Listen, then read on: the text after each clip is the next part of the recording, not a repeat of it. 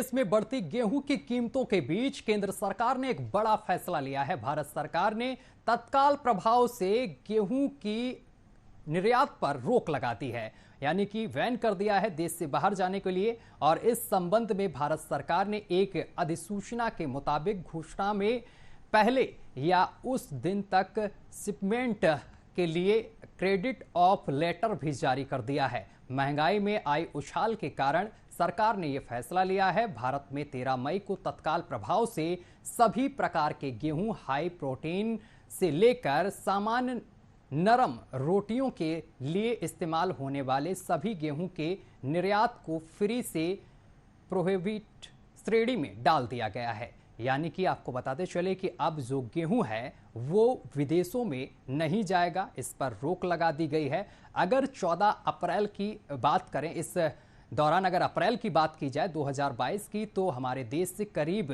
14 lakh ton गेहूं का निर्यात हुआ है। लेकिन अब इन सब चीज़ों पर रोक लगा दी गई है। इसके बाद आपको ये भी बताते चले कि जो देश हैं जिनको इस समय गेहूं की ज़रूरत है वो बहुत ज़्यादा नाराज़ नज़र आ रहे हैं, उनको काफ़ी दिक्कतों का सामना भी करना पड़ रहा है। इसके साथ ही ये भी बताया जा रहा है कि देश में गेहूं की कमी नहीं है, क्योंकि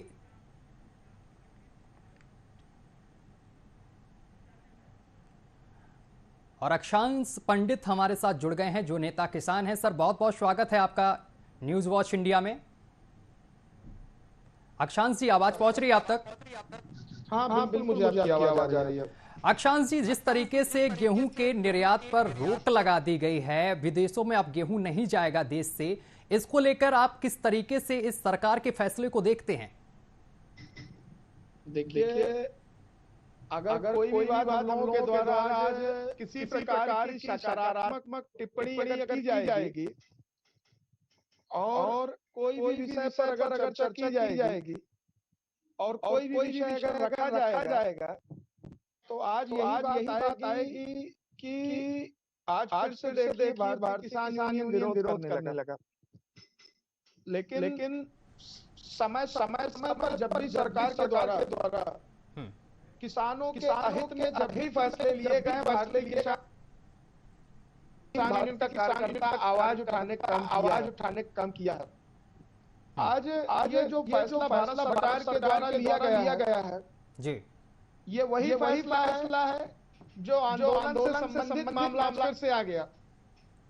आज हम लोगों ने जब एमएसपी पे गारंटी पर बात की थी, आज हम लोगों ने जिस विषय को सड़क से संसद तक लोगों के सांसदों के माध्यम से और आंदोलन जो किया गया था, आज फिर वही बात आ रही है कि एमएसपी का रेट देंगे नहीं और निर्यात भी बंद कर दिया। कहीं ना कहीं यह फिर से सरकार की किसान विरोधी नीति को दर्शाने का कार्य हो रहा। और इसका अगर हम प्रश्न करने लगेंगे कि आखिर भाई क्या कारण है, क्यों आपके द्वारा इस कदम को उठाया गया है, तो देखिएगा फिर विभिन्न प्रकार के आरोपों की एक झड़ी लगा दी जाएगी और तत्काल पूछने लगा जाएगा कि आखिर ऐसा क्या हो गया जो फिर से किसान आंदोलनरत हो गए। आपसे मैं पूछना चाहता हूं, आप भी कहीं ना कहीं किसान परिवार से संदर्भित व्यक्ति होंगे। बिल्कुल। मेरा प्रश्न आप मुझसे ना पूछे, मैं आपसे पूछता हूं कि आप अपने आप से प्रश्न करें, क्या यह नीति सरकार की किसान हितैषी नीति है? मेरा आपसे प्रश्न है।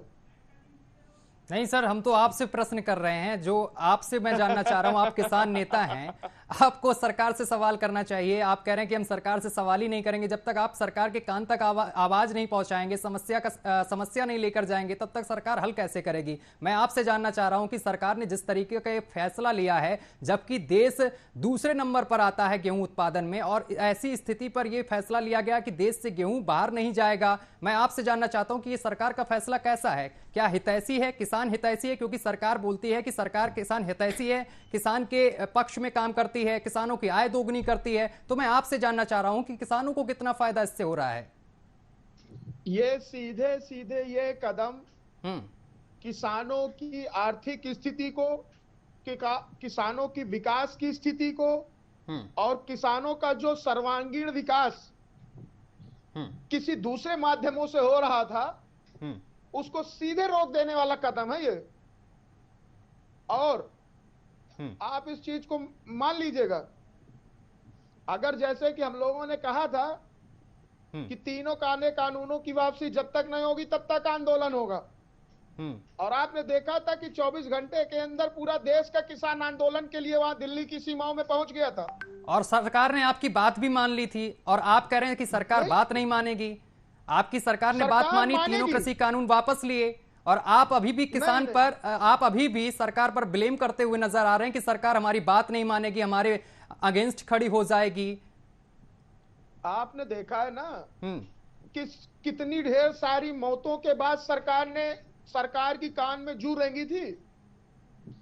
पूरे देश का किसान जब वहां पहुंच गया था, रोज चिल्ला चिल्ला के कह रहा था कि भैया हमको ये काले कानून नहीं चाहिए, तो कह रहे थे कि ये कुछ लोग अक्षांश जी, जिस तरीके से आपने सरकार पर ब्लेम लगा दिया कि कितने सारे लोगों की मौत हो गई, आपने ये नहीं देखा कि आंदोलन में किस किस तरह की चीजें सामने निकल कर आई। कहीं किसान को मारा गया, कहीं बंगाल की जो युवती आई थी किसान आंदोलन में, उसके साथ रेप जैसी जघन्य घटना को अंजाम दिया गया। ये आप अपने ऊपर नहीं देखते हैं क्या? सब सारा ठीकरा सरकार पर ही मरेंगे? नहीं, मैं ये बिल्कुल 100% आंदोलन के दौरान जो भी गलत काम हुए थे, वो पहले तो किसी किसान संगठन के लोगों ने उस किसी भी घटना या दुर्घटना को तत्काल प्रभाव से स्वयं संज्ञान लेते हुए उनके खिलाफ स्वयं FIR लिखवाते, उनके खिलाफ दंडात्मक कार्यवाही की बात कही। अच्छा ठीक है, चलिए ये चीज मान ली अक्षांश जी, ये चीज मान ली। अब ये बताइए आप सरकार के पास जाएंगे कैसे? आपकी पार्टी में खुद ही यहां पर लड़ाई झगड़ा चल रहा, 2 टुकड़ों में बंटती हुई पार्टी दिखाई दी, नया एक रूप धारण कर लिया आपकी पार्टी ने। पता है आपको क्या?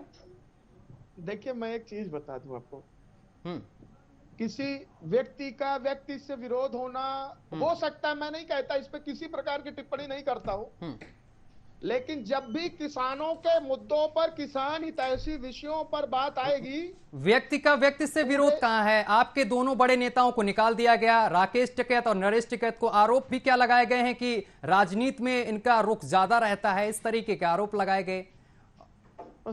तो क्या कोई भी संगठन या कोई भी परिवार का सदस्य या कोई भी आप बड़े नेता, कोई छोटा नेता, कोई बड़ा नेता नहीं होता? नहीं, जो मैं पूछ रहा हूं आपने उसका तो जवाब दिया ही नहीं, आप टाला मटोली अब करने लगे हैं। मैं जो पूछ रहा हूं आपसे, क्या प्रश्न, बिल्कुल स्पष्ट बताइए, मैं स्पष्ट उत्तर दूंगा आपको, स्पष्ट उत्तर दूंगा मैं आपको। हाँ, स्पष्ट उत्तर दीजिए, क्योंकि दर्शक भी देख रहे हैं इस समय आपको। नहीं, और राकेश टिकैत को पिछले आंदोलन में, जिस समय किसान आंदोलन चल रहा था, तो हर टीवी चैनल में छाए हुए थे, सभी लोग देख रहे थे। तो मैं चाहता हूं आज भी देखें और आज आप उत्तर भी सही दें।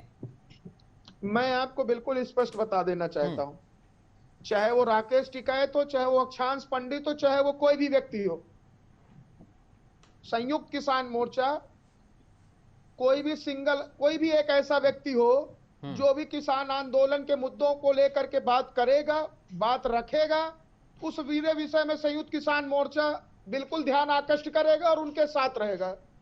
कोई भी व्यक्ति हो, अगर वो पॉलिटिकल स्थिति में अगर किसानों के बिंदुओं से हट के बात करेगा, कोई भी भारतीय किसान यूनियन का कार्यकर्ता, वो कोई राकेश टिकैत हो या अक्षांश पंडित खुद हो या XYZ कोई भी व्यक्ति हो, हम बिल्कुल उस पर कहते हैं। आप भी तो चुनाव लड़े थे पंजाब में, संयुक्त किसान मोर्चा, याद आया सर? संयुक्त किसान मोर्चा ने कहा चुनाव लड़ा? क्यों पंजाब में चुनाव नहीं लड़ा? नहीं, मोर्चे ने कहा चुनाव लड़ा। फिर किसने लड़ा चुनाव? किसने चुनाव? नेताओं ने तो लड़ा चुनाव। नहीं, आपसे मैं वही बात आप ही के नेता थे जो आंदोलन में बैठे थे साहब। अरे तो क्या कोई एक व्यक्ति हो गया क्या संयुक्त किसान मोर्चा? मैं वही तो आपसे कह रहा हूं, कितने दलों का संगठन था संयुक्त किसान मोर्चा? किसी एक व्यक्ति का नाम था क्या संयुक्त किसान मोर्चा? संयुक्त किसान मोर्चे में कितने लोग बैठे हुए थे? और वो हर व्यक्ति, मैं आपको कड़े शब्दों में फिर बता देना चाहता हूं, चाहे वो कोई भी व्यक्ति हो, मैं बार बार अपना नाम भी लेकर के कह रहा हूं इस बात को, कि कोई भी व्यक्ति हो, जिस हर व्यक्ति का मुद्दा अगर केवल किसान हितैषी बिंदुओं से मिलता जुलता या रखता हुआ पक्ष रखने वाला बिंदु होगा, उसी विषय पर ही संयुक्त किसान मोर्चा का स्टैंड बिल्कुल क्लियर है। और किसी आपने जो एक शब्द कहा, मैं आपका शब्द का पूरा चलिए अक्षांश जी, बहुत बहुत शुक्रिया आपका तमाम जानकारी साझा करने के लिए और हमारे साथ जुड़ने के लिए, अपना कीमती समय हमें देने के लिए।